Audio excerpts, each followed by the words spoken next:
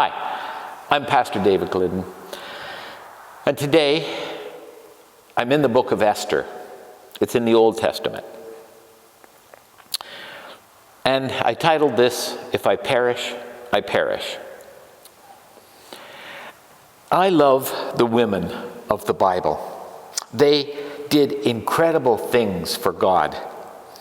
But there is something of great interest to me in the book of Esther. God is never mentioned by name. There are only 2 books in the Hebrew Bible where God is not mentioned by name.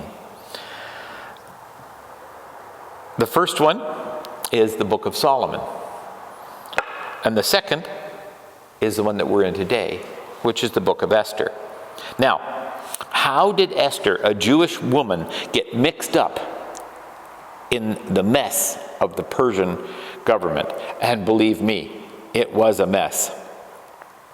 By reading the book of Esther, we find out that it was the sovereign will of God that brought Esther into the kingdom for such a time as this. And we know it was God's will that Queen Vashti was deposed because of insubordination. That opened the door for Esther to step in and become queen. Then we have Haman, a Jew hater. And if you know the story of Esther, you have to ask yourself, why would God allow a Jew hater into his word? But just as Esther is part of God's plan, so was Haman. And please remember, God is not surprised by the Hamans of the world. At this point in the story, we find Mordecai has just been made aware of a plot by Haman to have all of the Jews killed. Now, Haman has sent out a decree to every province in Persia that he had tricked the king into signing. The decree had gone out basically to the whole known world, and it went out in every language. It was sealed with the king's ring, which in Persia at that time, the decree could not be reversed, even by the king. That's just how wicked Haman was. In chapters 4, verse 1 and 3, in the book of Esther, we read, "When Mordecai learned all that had happened, he tore his clothes and put on sackcloth and ashes and went into the midst of the city. He cried out with a loud voice and a bitter cry. And he went as far as the front of the king's gate, for no one might enter the king's gate clothed in sackcloth." In every province where the king's command and decree arrived, there was great mourning among the Jews, with fasting and weeping and wailing. Many lay in sackcloth and ashes. Could you even imagine something like that today? How would you feel knowing that the king gave his seal of approval that you should die just because of your ethnicity? I know myself, I would not be sitting around in sackcloth and ashes. I'd be getting out of the country. But putting on sackcloth and ashes, Mordecai was expressing great grief. Sackcloth is made of goat hair, or even sometimes camel hair. It's very rough and very harsh against the skin, and they wore it tight against their skin. Mordecai was expressing great grief at what was going on, and also what was about to happen in the nation. He even came before the king's gate, which was a very dangerous thing to do, because no one wearing sackcloth could enter the king's gate, but he went as close as he could. If you study the book of Esther, you'll notice something very interesting. In every chapter to this point, there has been at least one feast in every chapter. After this one, there is feasting. And feasting is going to hold a prominent place in the life of the Jewish people. But in this chapter, however, there is no feasting, only fasting. The decree had gone out. It was a death sentence to all the Jews in Persia, and they knew it. In verse 4, it changes from the distress of the nation to the queen's disgrace. We read, "So Esther's maids and eunuchs came and told her, and the queen was deeply distressed. She sent garments to clothe Mordecai, to take his sackcloth away from him, but he would not accept them." Now, there's a couple of ways to take this verse. Some people say that Esther was just trying to get Mordecai cleaned up so he could come in before the king and make his plea.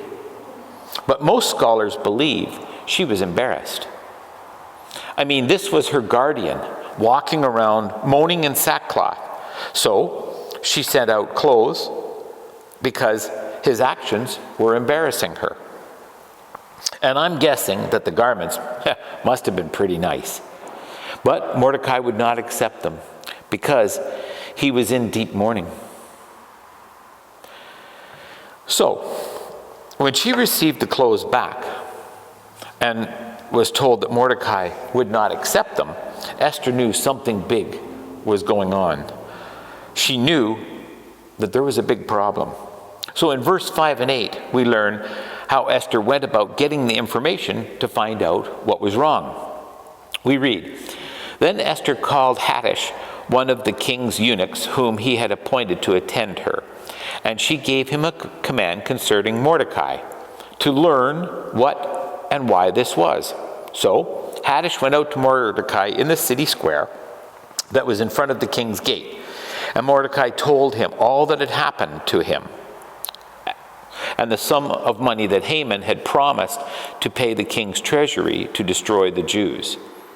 He also gave him a copy of the written decree for their destruction, which was given at Shushan, that he might show it to Esther and explain to her, and that he might command her to go to the king to make supplication for him, to plead before him for her people."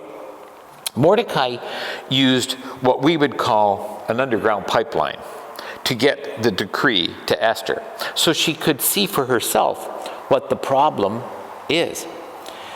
This person named Hattush must have been very trustworthy, because they both trusted him, both Esther and Mordecai trusted him to bring this information to Esther without changing any of it. So Esther could see that this death sentence was pronounced on all Jews, including herself as well, because she was also a Jew. Esther's response comes in verse 9 through 11. "So Hattush returned and told Esther the words of Mordecai. Esther spoke to Hattush and gave him a command for Mordecai. All of the king's servants and all of the people of the king's province know that any man or woman who goes to the inner court of the king who has not been called has but one law: put all to death, except the one whom the king holds out the golden scepter, that he may live. I myself have not been called into the king these 30 days. So Esther sent back a message to Mordecai that she can't go to the king to present this problem because of the law that has been passed. And anybody going before the king who hasn't been called would be killed. But Mordecai, in good faith, asked Esther to go before the king to plead before him to have this terrible decree removed. In verse 11, Esther used the king 5 times. She could not get past the king because she knew to go before the king without being called, meant either instant acceptance or instant death. And she didn't want to risk that. So, just as a side note here, the king had many women, many wives, and he chose them according to his fancy. But he hadn't chosen Esther, the queen, in the last 30 days. Now, Mordecai was to her a risk. And he wanted her to risk her life to go before the king. And she couldn't do it. She was probably thinking, if I go before the king, I am risking my own life. So she kind of passed off the burden of doing this. I'm also guessing that Esther probably thought that this was over and that she was out of danger. But she was not thinking clearly at all. She obviously didn't know Mordecai as well as she thought. And with that being said, let's look at verse 12. And this is meant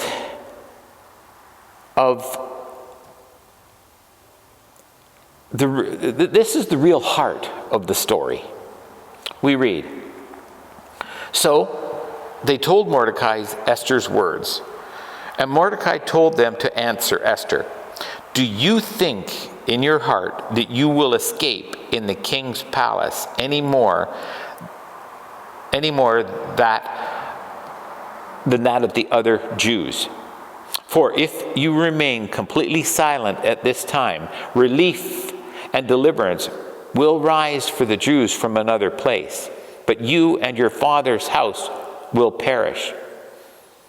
Yet, who knows whether you have come to the kingdom for such a time as this?'" So, Esther's not thinking right.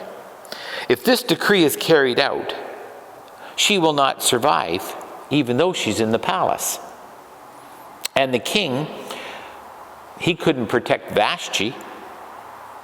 He couldn't stop Esther's execution either. So, Mordecai gives her 3 options. Number 1, she can be destroyed just because she's the queen and lives in the castle. It won't protect her. 2, she might be passed over. There's something interesting in this verse. Mordecai is saying that you could be the answer, but you're not the only answer. Mordecai's faith in God comes through here in a big way. He believed that even if Esther refused to help, God would use something or someone else to save the Jews. Because from a human standpoint, Esther was their only hope. When I get up to heaven, I want to ask Mordecai what his thoughts were. What was he thinking? How else were there people going to be saved? So, option number 1, be destroyed. Option number 2, God will pass over you and use someone else, which could still lead to your destruction. So, option number 3, you have been born for such a time as this. Maybe God has placed you in a situation so that you can be God's person in that situation. Now, it might be uncomfortable, but you can still be God's person in that situation. So, after Esther hears Mordecai's words and thinks them through, she sends back her answer. And that answer is in verse 15 and 16. Esther told them to reply to Mordecai, "Go gather all the Jews who are present in Shushan and fast for me. Neither eat or drink for 3 nights and days. My maids and I will do likewise. And so I will go to the king, which is against the law, and if I perish, I perish." Just in that small statement, Esther goes from being just a normal woman to being one of the most outstanding women in the Bible. The first definition of the sovereignty of God is that you were born for such a time as this. But the response to the sovereignty is to say, if that's true, I'm going to do what God wants me to do, and if I perish, I perish. The definition of God's sovereignty is this: God, as a ruler of the universe, has the right to do whatever he wants. Further, he is in complete control over everything that happens.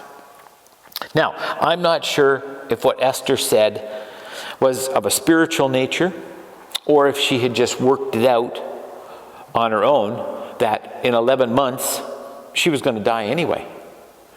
So she might as well take the risk and have the possibility of escaping death. And that would happen if indeed God was in all of this. But there is great power in her words. They've even written books out there and titled them, "If I perish, I perish." And this is a reminder to us, our survival isn't the only important issue. The important issue is that we do what God tells us to do. And that we will be available to God so he can use us wherever he has placed us and in whatever situation we're in. In verse 17 it says, "So Mordecai went his way and did according to all that Esther commanded him." So, let's apply some truths here. The sovereignty of God is often the most difficult subject for us to discuss. Other people will say, if God is sovereign over all, then how do I have free will? How could there be such a thing as the doctrine of election? Or how do we understand predestination or retribution? And all of those are marvelous terms in biblical discussions. So, let's be clear here. I am not about to solve those questions. The greatest minds in history have wrestled with the issues of the sovereignty of God. But the bottom line here is, if anybody could unravel the sovereignty of God, they would be equal to God, because it's only known to God. I know this, and I can live with it, because this is the information I must operate on. There are two tracks, and they run side by side from beginning to end. One of them is the sovereignty of God. The other is the responsibility of man. Those tracks never meet in this life. It's like two railway tracks that meet in infinity. If you look a long way down a double set of tracks, you will see when they meet the horizon, they become one.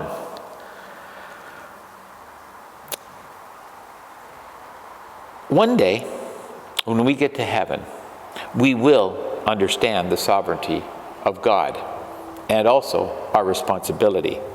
So, here's how we have to look at it. And it is so simple that we often trip right over it. Let God take care of his sovereignty, and you take care of your responsibility. See? As I said, really simple. People sit around and contemplate the sovereignty of God. They just sit and think, but they haven't done anything for God in years. God is very capable of taking care of his own sovereignty. Wouldn't you agree? I want to give you 5 things that emerge from our story of the sovereignty of God. First, God's sovereignty explains what man can't fathom. The unknowables of life. I mean, how can you explain how Esther, a Jew, became the wife of a king of Persia? That's why,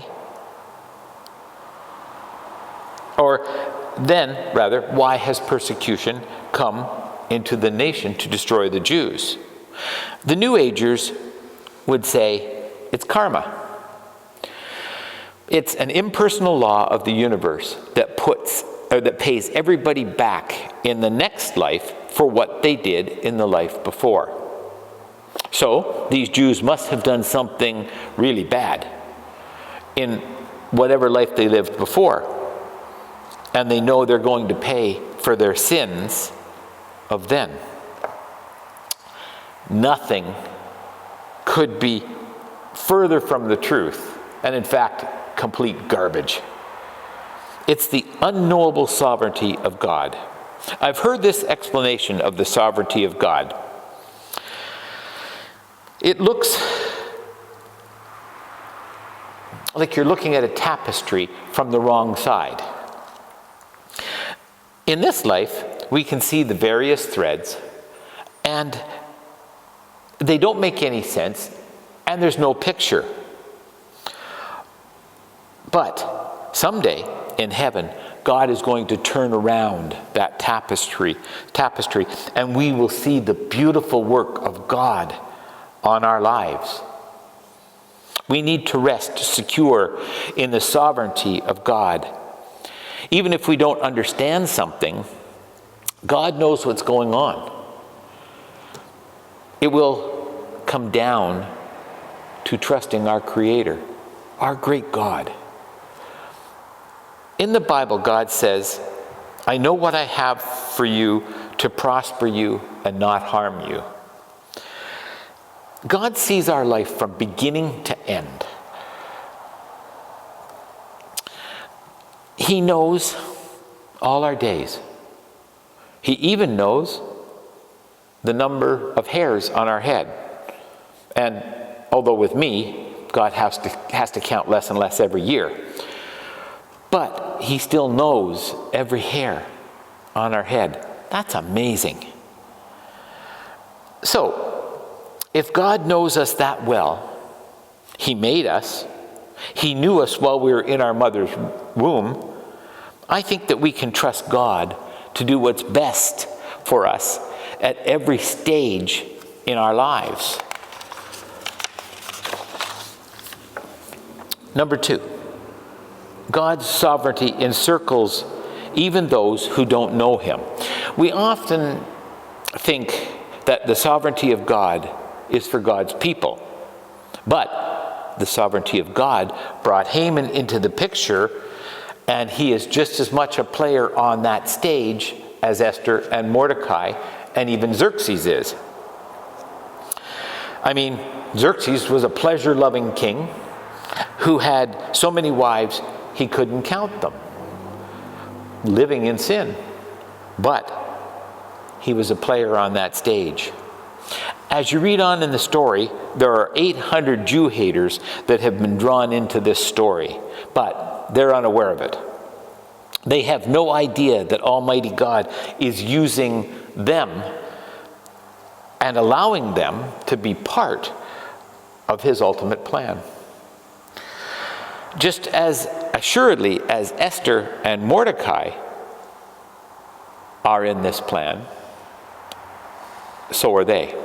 Number 3, God's sovereignty encourages us in difficult times. Now, I'm sure Esther had no idea of why she had been put in that situation. I mean, she was in a real tough place. But if she understood the sovereignty of God, she could find encouragement even in there. Sometimes God puts us in a place that's out of our comfort zone, and we don't understand why. But if we believe there are no accidents with God, if we are walking the best way we know how in complete obedience to God's will, then no matter what the situation, we can take great comfort that our God will not allow anything to happen to us outside of his control. Everything that comes into our lives passes through the hands of our Heavenly Father. But when I keep in mind during difficult times that nothing has come into my life except what has passed through his hands, I get encouraged. There are no accidents with God. So if something is in our lives, it's there for a reason. God does not wake up one morning and say, "Oh my goodness, I forgot all about you and look what a mess you're in." If you want to read another story about God's sovereignty and how it worked in Joseph's life, then read the story of Joseph. His brothers wanted to kill him. He was sold into slavery, and because he would not commit adultery, he wound up in jail. But at the end of the story, when he was talking to his brothers, he said this: "You meant it for evil, but God meant it for good."